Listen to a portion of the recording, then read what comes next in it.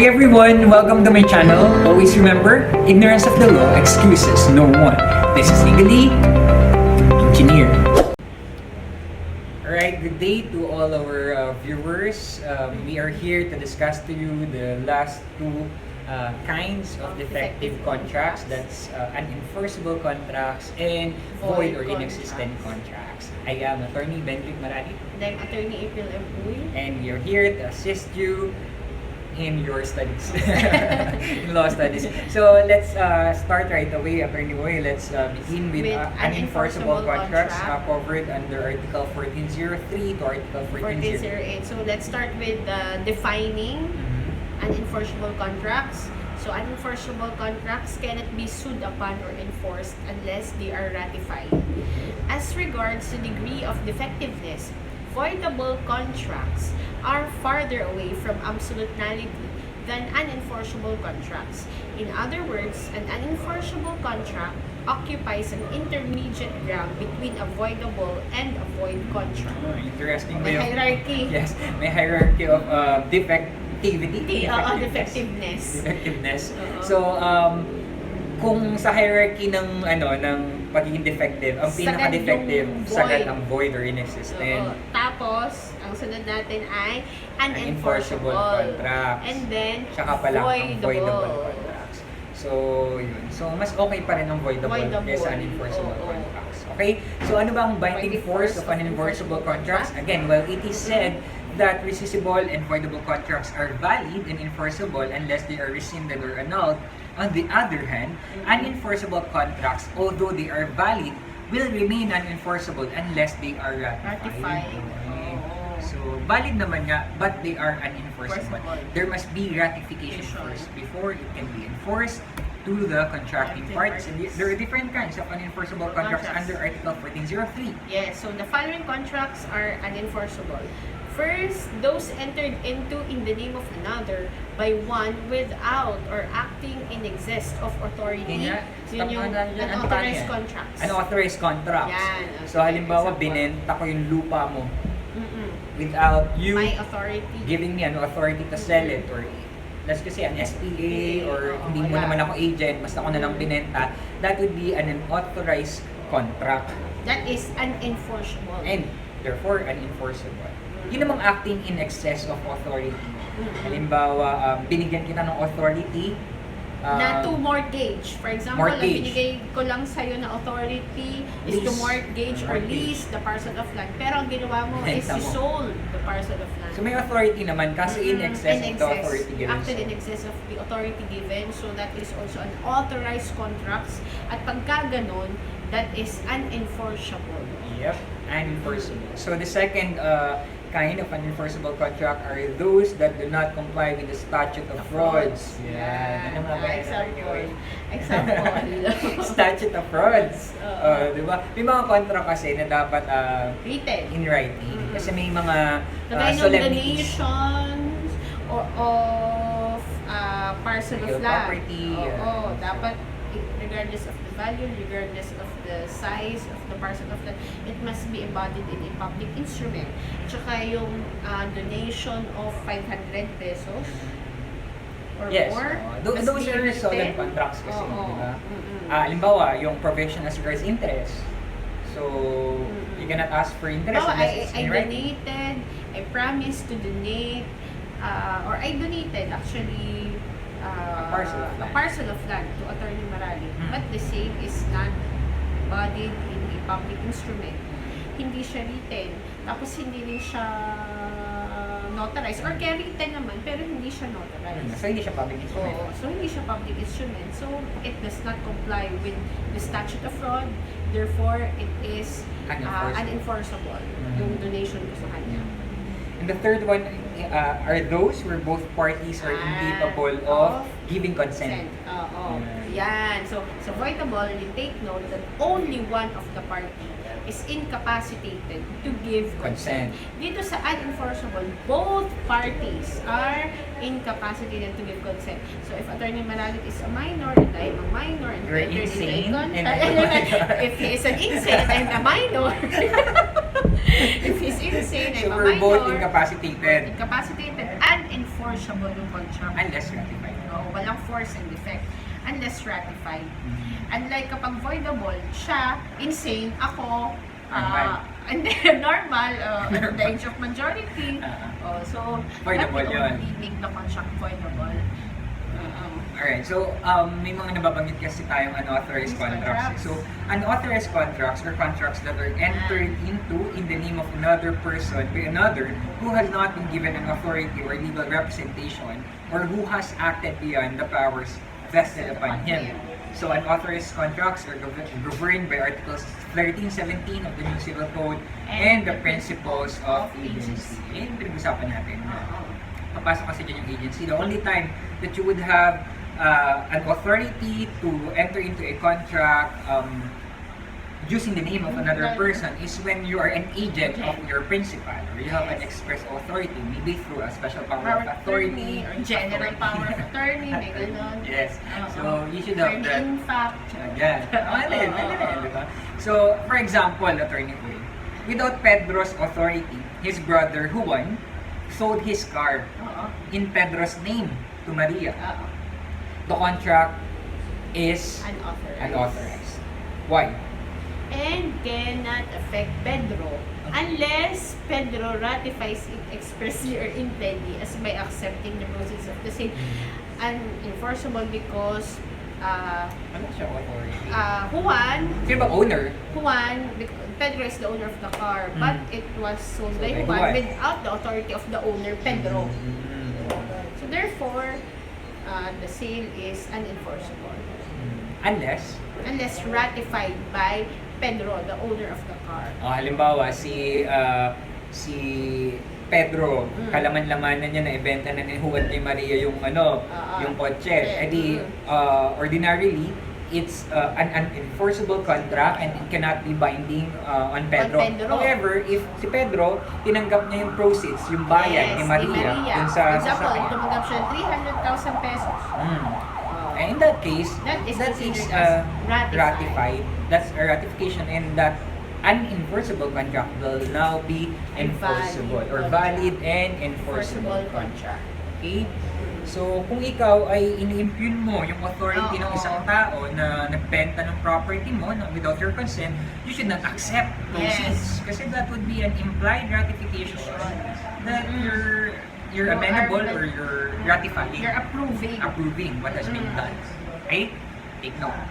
Now, there are different modes of ratification under the statute of what? So, first, when a party fails to object to the oral evidence being presented to prove the contract, by failing to object, the law considers the same as a waiver and thus makes the contract as binding as if it has been reduced into writing. Parang papasok na dito yung rules and evidence kasi alam naman natin na you can object as regards the oral evidence pag pag-usapan natin yung statute of frauds, di ba? But if for example, merong pinapresent na oral evidence to prove yung contract, tapos di ka nag-object doon, you fail to object it, then that could be considered as a waiver.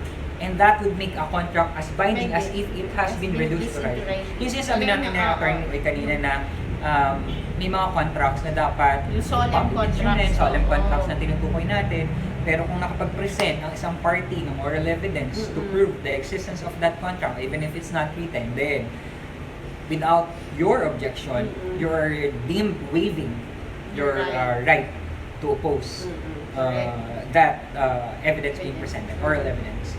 And another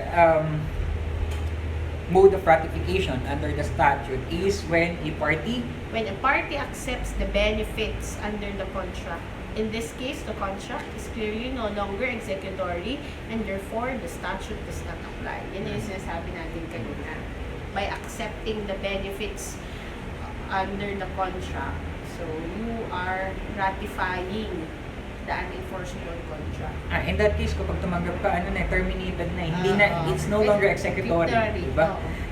Mag-apply lang naman yung statute if the contract is merely executory. Diba?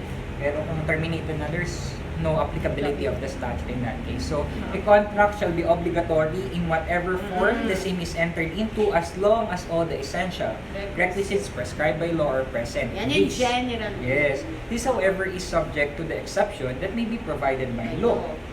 Okay? Yun ay nasa statute of frauds, yun yung exception. Solid contracts, for instance. Completed, executed, or partially consummated contracts shall be enforced. And such enforceability cannot be barred by the statute of frauds, as the same applies only to agreements that are executory. Yes, sabi ko kanina. That has been held by the court in the case of Gerardo Cordial versus David Miranda.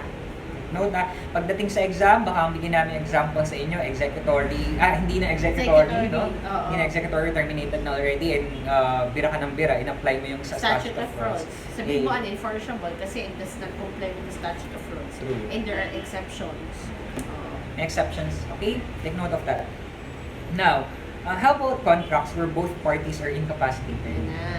That is provided under Article 1406 of the new Civil Code. Take for example, Mary and John, both 16 years of age, both minors, executed a contract of sale. Obviously, the contract can be said to be unenforceable since by being minors, both parties cannot give consent thereto. Now, suppose the guardian or parent of Mary would ratify expressly or impliedly the said contract of sale. It becomes voidable. That is valid until annulled by the guardian or parent of John. However, if the guardian or parent of John would also ratify it, the contract shall be validated from the time it was first entered into. Interesting example, no? May promotion na nagaganap. Yes. From unenforceable na promote sa voidable, na promote sa valid. Valid na. Okay. So, kasi kanina, malino naman na sinabi natin na isang example ng unenforceable contract is when both of the parties are incapacitated to it can be consent, both minors, it can be both insane persons. Or mix. Or mix, isang minor, isang insane. Or basta both are incapacitated to give consent. And in that case, ang rule agad natin dyan is that the contract is unenforceable. Yes. But, however, if the same is ratified, and in that case, ang magra-ratify niyan, normally would be the parent. The parent. Or the guardian. Oh, or pwede din naman yung both parties when they reach the age of majority, or in the case of insane person, during this lucid interval. No? So, kapag isa lang dun sa dalawang parties na incapacitated nag-ratify, then the unenforceable contract will become a voidable contract. Valid until annulled na yun. Yes. But if both parties would actually ratify it, then it becomes perfectly a valid contract. So, may cleansing effect na yun from the time the same was entered into by the contracting parties. Okay? So, that's a wrap for unenforceable contracts. So far, we've already discussed rescissible contracts, valid until rescinded. Voidable contracts, valid until annulled. And unenforceable contracts, valid but unenforceable until ratified. Yes. And nagbigay kami ng dalawang example ng ratification, how they are being ratified. First of which is when there's failure in the presentation of an oral evidence proving the existence of a contract. And then second is when the party accepts the benefits or the proceeds of an unenforceable contract. Okay? So, take note of that. Now, we are ready to move on to our last topic under obligations and contracts. And that's void or inexistent contracts under Article 1409 to 1422. So first, let's define what a void or inexistent contract is. Article 1409. Yes, Article 1409. So void or inexistent contracts are contracts which are absolutely null and void, and hence they have no effect at all and they cannot be ratified to cure the defect. Yan ang ano? Yan ang... Talagang walang kanang magagawa dyan. Malala. Oo. Parang ito lang yung defective contract na hindi subject to ratification. Oo, not subject to ratification. Take note na ang rescissible contract, pwedeng... Kasi valid naman kasi siya from the... valid siya, pero subject to rescission. Yung voidable, valid din, subject to annulment. Yung unenforceable, valid but unenforceable. And both, all three of them can be subject to ratification. So, interesting na pag-usapan, ano ba ang characteristics of a void or inexistent contract? Well, generally, it produces no effect whatsoever. Okay? Pangalawa, it cannot be ratified. Under 1409, paragraph 2. Pantatlo, the right to set up the defense of illegality cannot be waived. So, imprescriptible. Tandaan nyo, yung resistable at saka yung voidable contracts, ang prescription nun, 4 years. And we know the rules, no? May Of course, may exception, may reckoning period. Pero dito sa void contract or inexistent contract, walang pinag-usapang 4 years na prescriptive period. Kasi, again, this is imprescriptible. And it cannot be waived, yung prescription is So, necessary. anytime, wala yung 4 years, walang 10 years, forever yan. Diyan sa void contracts, merong forever. Meron tayong forever sa void contracts. I like it. Pero ang weird lang, no? Kasi kapag void, like sa marriage, diba? Nullity of marriage, pero may forever. May forever in bringing the action. Yes. So, ang remedy natin dyan, declaration of nullity. Iba yun sa annulment, sa voidable. Itong void or inexistent, declaration of nullity, i-declare lang. Declare null. Null and void. Okay, now, and that's according to Article 1410, the action or defense for the declaration of its inexistence does not prescribe, sabi ko nga kanina. And according to Article 1421, the defense of illegality is not available to third persons whose interests are not directly affected. Tsaka dyan sa void, maganda, may forever ka na at hindi pa pwedeng makialam yung mga third persons na wala namang kinalaman sa inyo. Mga pakilamera. Oo. So, hindi siya pwedeng i-assign ng third persons who are not affected by the contract. Only the contracting parties can set up the defense or can assail the contract and the validity of the void or inexistent contract.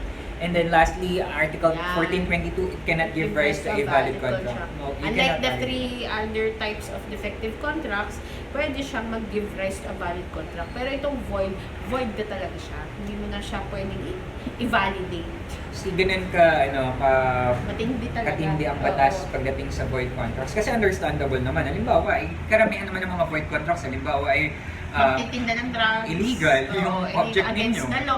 Yan, mga services against law, morals, customs, public policy, order, public policy. Yan yung mga void contracts. Kasi highly discouraged ng batas yan na gawin ng mga taong subject of a contract. Gusto ko lang i-highlight ulit yung sinasabi sa Article 1410 that there is imprescriptibility of action or defense. Hinig kasi ito sa void or inexistent contract. If a contract is void, a court action can always be brought by a party thereto so as to let the court declare it void or inexistent. And any contracting party against whom a void contract is being enforced can always set up as a valid defense the nullity despite the passage of time. Yan, sige, example nga. Halimbawa, huwag na natin palayin pa, puntahan natin ang gusto ko sa marriage, nullity of marriage. Ano bang grounds for nullity of marriage? In nullity of marriage, psychological incapacity. Psychological incapacity. Meron tayong void by reason of public policy. Yun yung mga incestuous. Incestuous marriage. Incestuous marriages. Those are void or inexistent to begin with. So, sige, punta naman tayo sa ibang example ng hindi naman sa marriage.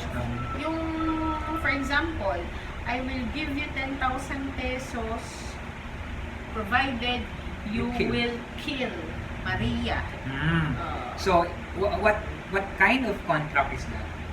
Void? That is a void contract. Kasi ang object nito ay against the law. Illicit, illegal, no? So, it's void. What is the object? To kill Maria. That is illegal. That is void ab initio. For example, binayadan ako for example, pinatay ni Mr. Maralit, or for example, I gave Mr. Maralit 100,000 pesos. I gave Attorney Maralit 100,000 pesos in exchange for the killing of Maria. Ngayon, hindi niya pinatay si Maria. Can I still recover the 100,000 I paid to Attorney Maralit? The answer is no. No. No. Why? Hindi na. Why? Why? Why? Why? Because clearly sinabi ng batas that a party to whom a void contract is being enforced can always set up as a valid defense the nullity of that contract despite the passage of time. Imprescriptibility of action or defense. Yun naman pala, pinaperahan lang ako ni Attorney Maralit. Sabi, sige, magbigay ka sa akin. Hindi ko naman papatay si Maria, peperahan lang kita. And hindi naman pwedeng sabihin ko sa kanya na may utang si Attorney Maralit, kaya ako siya binigyan ng 100,000. But, because yung consideration is the object is the killing, so therefore, void yun. Ako yung gagawin ko ng paraan, palalabas ko inestapa. Pero kasi, for purposes of our discussion, hindi. Yes, ganun talaga. So, yan. Take note of that. And now, let's go to the rules where contract is illegal and the constitutes a criminal offense. Ito na yan. Where both parties are in pari delicto. What is in pari delicto? In pari delicto, ibig sabihin, both parties are guilty. Both have dirty hands. Dirty hands. They don't have clean hands. And unclean pareho yung kamay nila. Kasi sabi, ang rule dyan, when you go to court, you come to court with clean hands. He who comes to the court must come with clean hands. So in that case, when both parties are in pari delicto, the parties shall have no action against each other. Bahala kayo dyan. Hindi kayo, the court will not intervene. Hindi kayo i-estimahin ng court because yung pangalawa dyan is that both shall be prosecuted. Yun naman. Kapag kapag illegal or for example, ito naman yung offense. kanina. I will give you 100,000 pesos to Maralit provided you will kill Maria. And pinatay nga ni Attorney Maralit si Maria, pero hindi ako nagbayad ng 100,000. Ngayon, naniningil si Attorney Maralit sa akin ng 100,000 pesos. The answer is, walang remedy given to Attorney Maralit. And both of us will be prosecuted. Ay, oo naman. Kasi ikaw ang principal. Principal by inducement. Principal by inducement. Ako ang, ano nga ba ako? Principal by direct participation. Yes, criminal law. So, that would be the rule on that. Okay? And then, third, the thing or the price of the contract as the effects or instruments of the crime shall be confiscated in favor of the government. Article 48, paragraph 1 of the revised penal code. Halimbawa yung drugs. Na pinagbenta. Di ba, nagbenta ako ng drugs kay Attorney Maralit, hindi nagbayad si Attorney Maralit ng drugs sa akin. Pinagbenta ko ng 5,000, binigay ko yung drugs, hindi siya nagbayad ngayon sa akin. So, both of us will be prosecuted. And we do not have any action against each other. Hindi ko pwedeng kolektahin yung 5,000 pesos. Tapos, both of us will be prosecuted. And the thing, yung shabu, will be confiscated in favor of the government. And actually, even if I've given attorney away, let's say 10,000 pesos, both, even the process, yung binayad ko sa kanya ng money, dun sa pinambili ko ng drugs, and the drugs itself will be confiscated. Yung markup money. So, wala kayong mare-recover din. Kasi nga, void. Illegal, void, violation.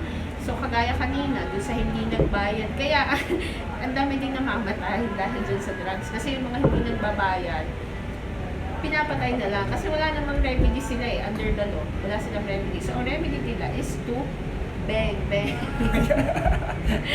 Kapatayan na tayo. Kaya, delikado yan. Kaya, huwag nyo nang masubukang pasukan yung mga illegal drugs. Yes. Okay? So, now, second, where only one party is guilty. Yung kanina kasi, both are in pari delicto. Ngayon naman, what if innocent naman yung isa party? Yung isa lang guilty. Anong rule, Attorney Oy? If in a void contract, because of illegality, and only one of the parties is guilty, or both parties are not equally guilty, the rule in paragraph 1 of Article 1411 applies only to the guilty party or the more guilty party. The party who is innocent or the less guilty party, the less guilty one may claim what he has conveyed, and he shall not be bound to comply with or deliver what he has promised. Yan. So, bigyan natin ng example. Under paragraph 2 Oo. of Article 11 of Article 1411. Yung isang party lang ang guilty, no? O kaya both guilty pero yung isa less guilty. Okay, Attorney Uy, so we're talking about the rules where contract is illegal and the act constitutes a criminal offense. So, Yes. yung unang example natin dyan is where both parties are in pari delicto. And nasabi nga natin that in that case, the parties shall have no action against each other, both shall be prosecuted, and the thing or the price of the contract as well as the effects or instruments of the crime shall be confiscated in favor of the and government. that's according to Article 48, Paragraph 1 of the Revised Penal Code. So, let's give an example Yes, para let's give an maintindihan ng example. mga students. So, seller sold to buyer contraband articles for 10,000 pesos. The buyer paid only 1,000 pesos and the seller did not deliver all the articles agreed upon.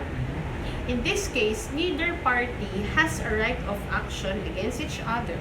The law will leave them where it finds them.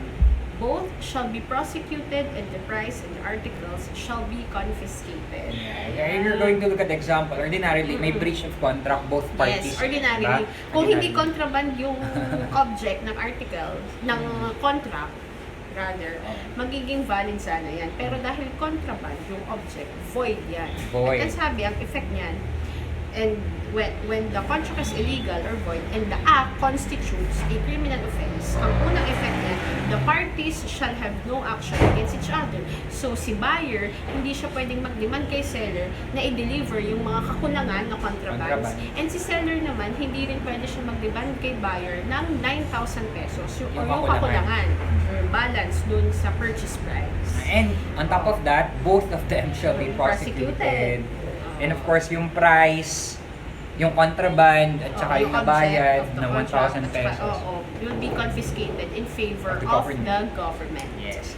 Now, where only one party is guilty, so in that case, if only one party is guilty or both parties are not equally guilty in delicto but not in pari delicto, ibig sabihin nun, then the rule in paragraph 1 of Article 1411 applies only to the guilty party or to the more guilty party. The innocent one or the less guilty may claim what he has given and shall not be bound to comply with his promise under paragraph 2. So, attorney, can we give an example?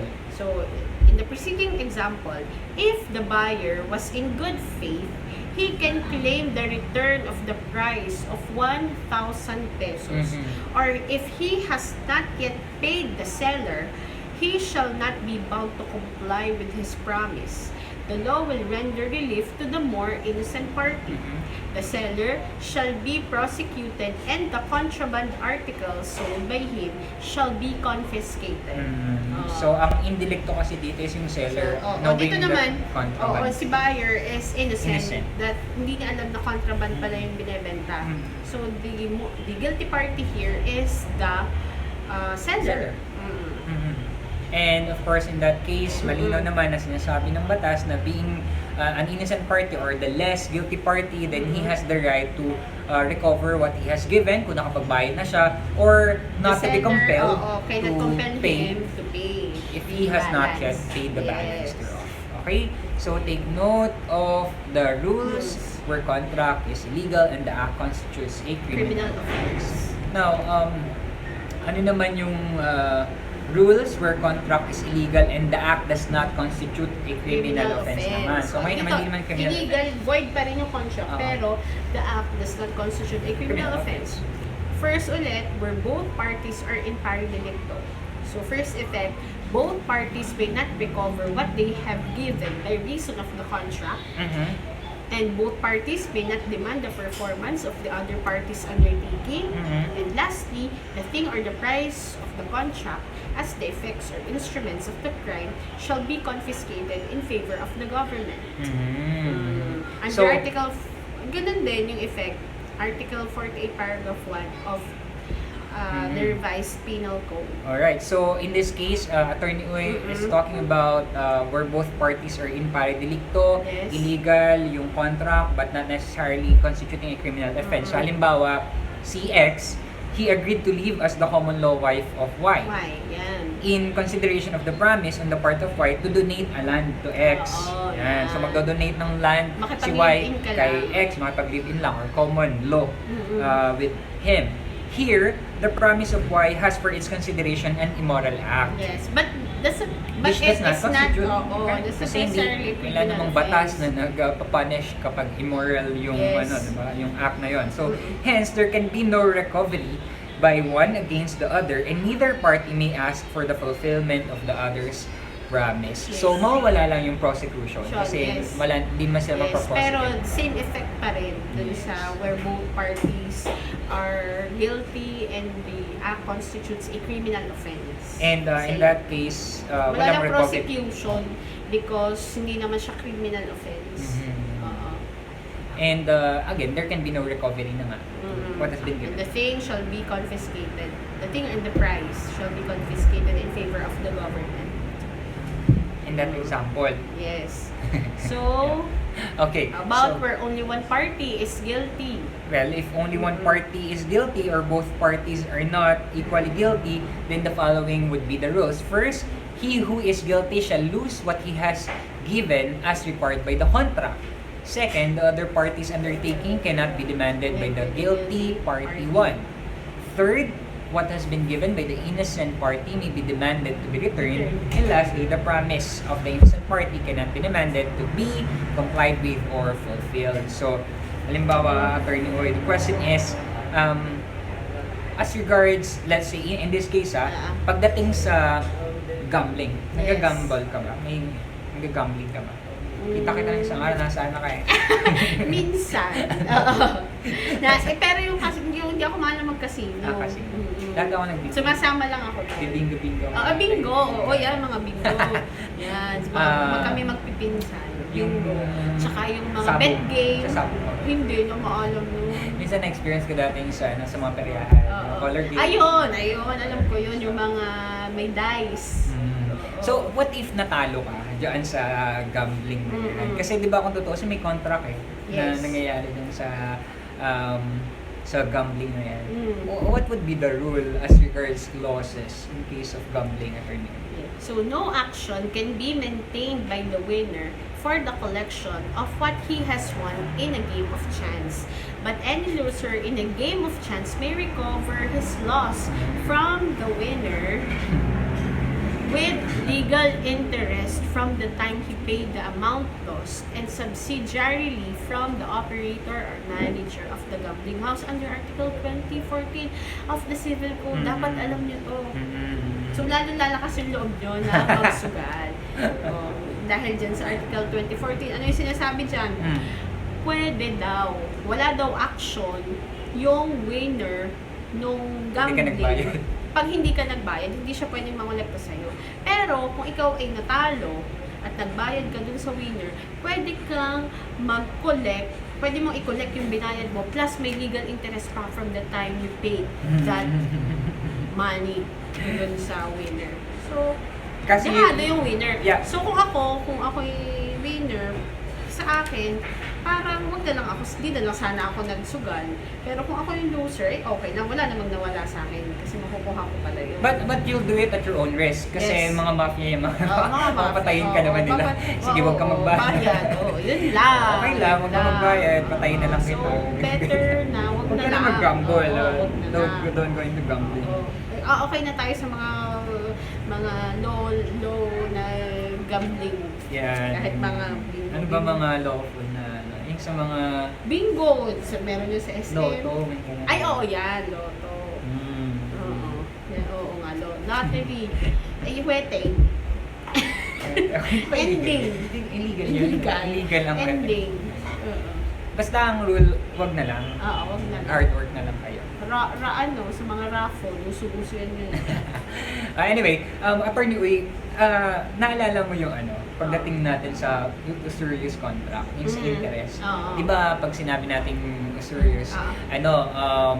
illegal yun yung interest na yun. Excessive kasi. Excessive. So yung that's according to interest. Article 1413. Oo. Paano yung kapag nagbayad ka, tapos Oo. usurious yung interest, ang tanong dyan is, can there be recovery of usurious interest? Ang answer is yes. any rate of interest in excess of the maximum allowed under the usury law is usurious, and if paid, may be recovered together with the interest thereon from the date of payment in a proper action for the same. So, under Article 1413 Yan. Kasi of the nga, same. ang reason natin dyan, a stipulation for the payment of usurious interest is void. The person paying the usurious interest can recover in a civil action not only the interest in excess of that allowed by law, but the whole interest paid. Ayun. So, nakuha natin. So, halimbawa, ang umutang ako kay Attorney Maralit ng 1,000 pesos. Tapos sabi na, ang tubo niyan 100%, pag ibinalik mo, 2,000. di 2,000. So sabi ko naman na, grabe ka naman, Attorney Maralit. Isang buwan ko lang namang inutang sa iyo yun. Bakit 100% naman agad? So in that case, yung stipulation for the payment of interest is void. Since void yung stipulation, so the payment of interest, there is no interest to speak of. O halimbawa, ang legal interest ngayon is, for example, 10% lang ang pwedeng ipatong ni Attorney Maralit. For example lang, 10%. Ang sinasabi ng batas, for example, 10%. So, 100 ang pwedeng ipatong ni Attorney Maralit. Pero since excessive yung 100% na ipinatong niya, hindi din siya pwedeng magpatong pa nung 10%. Yung whole payment ng interest na 1,000 pesos ay pwede kong i-recover. Hindi lang yung excess. Ang excess lang doon is 900 pesos lang dapat. Kasi sabi ng batas, may 10% na pwede kolektahin. Pero hindi, dahil void yung stipulation as to the interest for being usurious or excessive. So, yung lahat na interest na ibinayad ko, marirecover ko kay Attorney Maralit. It is as if there is no interest agreed upon. Iba yung principal. Yung principal talaga, kailangan bayaran kasi inutang mo. Oo naman. Just enrichment din naman yun. But you have to commence a proper action in court for that. You have to commence. So, Attorney, another curious question naman na meron ako is, under Article 1414, if there can be recovery where contract entered into is for illegal purpose. So, may requisites tayo bago tayo makapag-recover. Yes. So, una, the contract is for an illegal purpose. Pangalawa, the contract is repudiated or renounced before the purpose has been accomplished or before any damage has been caused to a third person. At pantatlo, the court considers that public interest will be subserved by allowing the recovery. So, ibig sabihin, may instance pala naman na there can be a recovery where even if the contract is entered into for an illegal purpose. And again, the requisites mentioned by Attorney should be complied with. So, for example, in consideration of 1,000 pesos paid by, let's say, A to B, the latter, or B, promised to hide C, who is accused of murder. So, itatago niya si C na accused of murder. Before B could hide C, A changed his mind. So, take note, meron ng may contract na doon, entered into, agree na sila may meeting of minds na doon, pero illegal yung purpose. Illegal purpose kasi ano yun? Accessory, magiging accessory. That's concealment of obstruction of justice. Obstruction of justice. Yes. So in that case, alam natin that there can be the interest of the public will be subserved if there will be an allowance of recovery. So in that case, as sinasabi, the court may allow A to recover the 1,000 pesos given to B. Kasi hindi pa din naman tatago ni A si C. And before the accomplishment of the illegal purpose, meron ng change of mind by A. So ibang usapan kung naitago na. Kung naitago na, void na yan talaga. Hindi mo na ma-repudiate kasi wala. Constitutes a criminal offense. Yes, and so both are in pari delicto. Both are guilty parties. Okay? And take note that when both are guilty parties for a criminal offense, then there can be no recovery. Yes, and in fact, both of them will be prosecuted for obstruction of justice. And yung 1,000 pesos will be confiscated in favor of the government. Custodial leges. Alright? So take note of that. Another curious question that I have, Attorney oo. Way, is under Article 1415. Mm-mm. What if incapacitated yung person? Can there be recovery recovery by an incapacitated person? So this article is another exception to the impari delicto rule in Articles 1411 to 1412. Recovery can be allowed if one of the parties is incapacitated and the interest of justice so demands. It is not necessary that the illegal purpose has not been accomplished or that no damage had been caused to a third person. So dito, one of the parties is an incapacitated person. So Yes. for example, dun sa binigyan And natin, the purpose of the contract is Is illegal. illegal. Then, so for example, if dun sa example natin kanina na si A ay nagbayad ng 1,000 pesos kay B in order to hide C who is being prosecuted or accused in the crime of murder, kung nagkataon na si A at yung that time nagbayad ng 1,000. nagbayad ng 1,000 is an incapacitated person For being a minor. or let's just say an insane person. Sinasabi ng batas under Article 1415 is that the court may allow permissive lang A naman to recover 1,000 pesos. if the interest of justice So demands. It by virtue of his incapacity. So according to circumstances din yan. And when the law says that the courts may, that means it's merely permissive. Hindi siya yung mandatory Upon na discretion of the court. The court will look at the circumstance and see if meritorious na makarecover pa si incapacitated person. Okay? How about when it comes to when the contract is not illegal per se under Article 1416, can By there its be nature recovery? is not illegal. Can there be recovery? So Article 1416 is another exception to the rule that where both parties are in pari delicto, they will be left where they are without relief. Recovery is permitted under Article 1416 provided that Yes. first, the agreement is not illegal per se but is merely prohibited. Second, the prohibition is designed for the protection of the plaintiff. And last, public policy would be enhanced by allowing the plaintiff to recover what he has paid or deliver. Yes. So, I think ang classic example nito is when it comes to prohibition in the sale of land. Yan, under Article 12 of the Constitution. Yes, Section 3 and 7, Article 12 of the Constitution of the Philippines. So, in that case, a land sold in violation of the constitutional prohibition Halimbawa, a land against the sold transfer to of a lands foreigner. to aliens. Yes, foreigner. Foreigner. May be recovered. Pwedeng i-recover yan. The public policy to conserve lands for the Filipinos would be defeated and its continued violation sanctioned if instead of setting the contract aside and ordering the restoration of the property, the general rule on pari delicto would be applied. So, dun nga, yun namang sale of a real property in favor of a foreigner or an alien is not illegal per se, but it is merely prohibited. By the Constitution. Yeah. In that case, pwede. there can be recovery. Yes, there can be recovery. Okay. So, yeah, pasadahan lang natin ng konti itong mga remaining articles. No? Yes.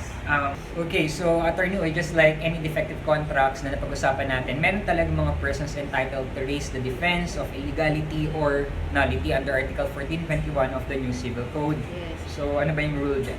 So, under Article 1421, the defense of illegality of contracts is not available to third persons whose interests are not directly affected. Yun na yung sinasabi natin, bawal ang pakialamera. If you're not directly Kung affected, di ka naman directly affected, edi... kung makisawsaw. Oo. So there are persons entitled to raise defense of illegality or nullity. Yes. So invoidable contracts under Article 1397 and unenforceable contracts under Article 1408. Third persons are not allowed to bring an action to annul or to assail as the case may be said contracts. If the contract is illegal or void, Yes, however, even a third person may avail of the defense of illegality or set up its nullity as long as his interest is directly affected by the contract. says the ruling of the court in the case of Estanislao versus GSIS. So for example, under this article, Attorney Oy, si H, husband, sold his parcel of land to la CW, his wife, under the law, husband and wife cannot sell property to to each other. That's under Article 1490. And such sale is therefore illegal and void.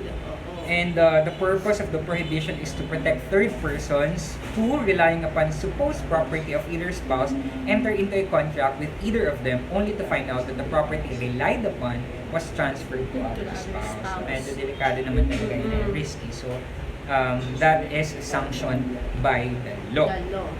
Yes. How about, Attorney Uy, those contracts which are the direct result of a previous illegal contract? Can you consider them as also void and inexistent? Yes. So, under Article 1422, a contract which is the direct result of a previous illegal contract is also void and inexistent. In short, can there be novation of a void contract? No, kasi one of the requisites of novation as a mode of extinguishing an obligation is that it presupposes a valid contract. So, if the original contract is void or inexistent, then the subsequent ones are also void and inexistent. So, a original void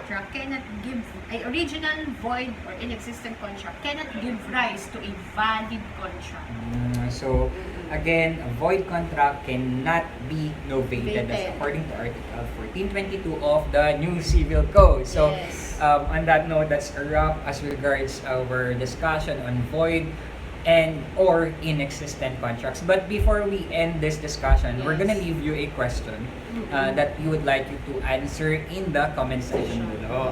Nakita ko din sa mga previous posts natin, talagang pinapanood nila at yung questions ko, sinasagot talaga nila. And nakita ko magagaling yung mga estudyante nanonood sa atin. So this is our question for you, Attorney Uy. Can you read our question for them? The seller and the buyer entered an absolutely simulated contract of sale of a parcel of land. S brought an action in court to recover the land only after 20 years. Is it correct for the court to dismiss the action because of the long lapse of time? Ganda ng tanong. Lalabas It's to sa something related to prescription. Yes. Lalabas to sa question number 10. Yeah. So, in order to answer this question, papasok ko yung principle of prescription, papasok ko yung defective contract. What kind of defective contract is this? You need to find that out and find whether or not prescription would apply or not. Yes. Huwag na natin sagutin para let them answer the question. And we'll give one more question for you, para dalawa yung sagutan nyo. Review nyo na to for the final exam. So, in consideration of 10,000 pesos given by X to Y, the latter, or Y, agreed to burn the house of Z. Okay? Later, X told Y to forget the agreement and to return the money. Y refused. Is X entitled to recover from Y? Ayan. Yun yung kanina lang, sa illegal purpose. Illegal purpose. Nasunog na ba? Or hindi pa? Consummated na ba? Or ano pa lang? Ano naman isa? Or attempted stage pa lang. So, those are things that should come into your mind as you answer this kind of question. Okay? So, meron ka pa bang gusto sabihin? Wala na naman. Final exams will be on December 21 to 23. So, i-schedule na lang. Although, I already have a schedule for my students. No? So, we will wait for the schedule to be given by the department chair. Okay, so I would just like to remind my students who are now watching us that, again, the final exam, my final exam for our classes would be a pure SE question. So, I've already told you to prepare for the final. Surprise! Surprise kaya ito nyo. Basta ako, nasabi ko na sa inyo, maganda ka. Pero madami din May ako pagbabanta. essay. Siguro may mga 1 to 10 ako na true or false or identification. Tapos the rest, essay na din. Alright. Para naman makita natin talaga yung galing ng ating mga students. Galing yung mga yan eh. Gagaling. Gagaling. Parang may gigil talaga. Sarap tirisan. Hindi, just kidding. No? I guess this is the last video lecture that we're going to upload in our obligations and contracts series for this semester. And we're looking forward for more uploads in the upcoming law subjects that we're gonna be posting here. I think Attorney Oy will be teaching, I don't know, business law, partnership, incorporation, At oblicon ulit. oblicon, and some nego. Nego. Ako din, I'll be teaching nego and obligations and contracts. And partnerships. Hopefully, And I'll have partnership and corporations para sabay-sabay na tayong mag-upload ulit dito sa ating YouTube channel. So again, this has been Attorney Bedrick Imanali. And Attorney April. Always reminding you that ignorance of the law excuses no one. Bye-bye. See you next semester. Bye.